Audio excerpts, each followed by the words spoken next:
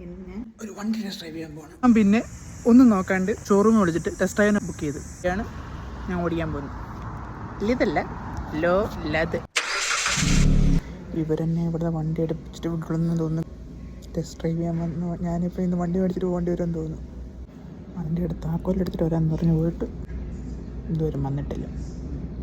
നല്ല നല്ല വണ്ടികൾ, പുത്തൻ വണ്ടികളാണ്, നല്ല രസം.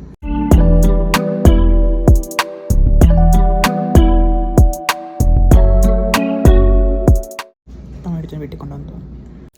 So guys, this is the one I M gonna test drive. Hyundai Elantra.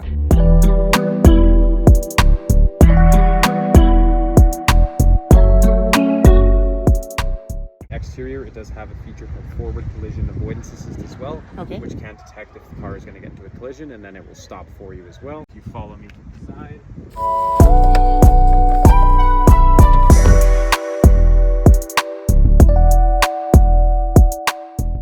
ബൈക്കിൽ അത്യാവശ്യം നല്ല സ്പേസ് ഉണ്ട്.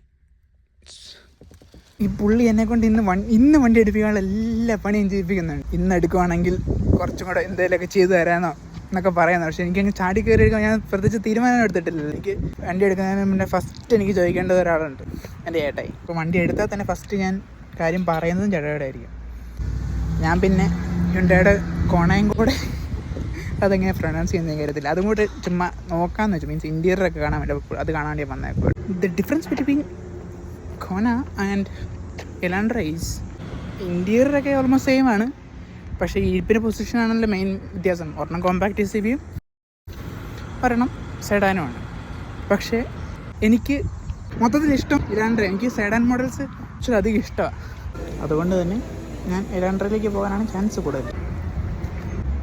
പക്ഷേ ഇത് മാത്രമല്ല, ഞാൻ വേറെ വണ്ടികൾ നോക്കുന്നുണ്ട്. അതെല്ലാം കഴിഞ്ഞ് ഒരു കൺഫർമേഷനായി. ഇനി സമയമുണ്ടല്ലോ, അപ്പോയിൻമെൻറ്റ് ആവുന്ന ഈ സമയമുണ്ടല്ലോ.